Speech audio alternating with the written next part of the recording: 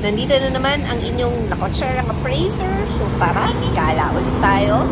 Pero dito lang sa Metro Manila. So samahan nyo kong i-explore itong Rizal Park or Luneta Park na tinatawag.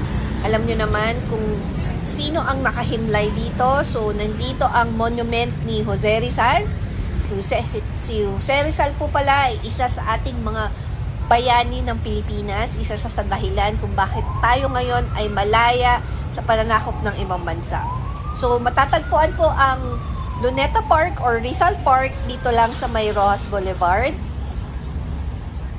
Dito binaril si Rizal. Diyan.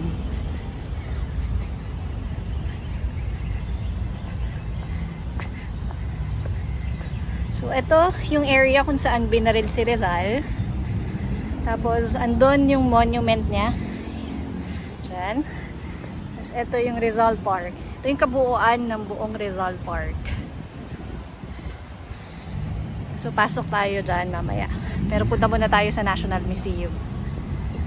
Come on!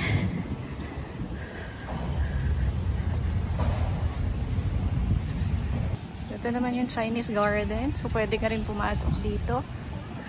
Free lang to, libre lang siya. So, ayan. Itsura niya. So, pasok tayo sa loob.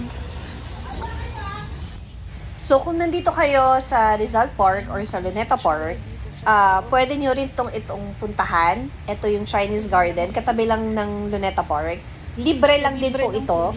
Walang bayad. So, at least dito kasi mapuno at hindi mainit talaga. Unlike si Rizal, open area kasi siya. Unlike dun sa Rizal Park, open area lang siya, as in sobrang init. Dito madaming puno na pwede kang magpahinga or pwede kayong mag-relax, magmuni-muni. Kung ano man yung naiisip nyo dito, pwede kayong mag-relax. So, good thing lang na meron pa rin ganito dito sa Pilipinas.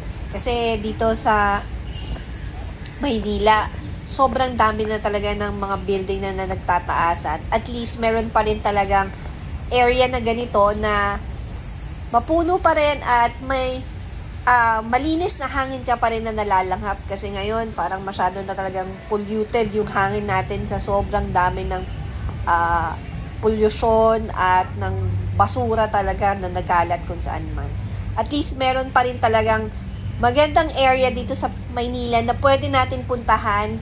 Aside sa mall, aside sa mga tourist spot, ito, dayuhin nyo pa rin.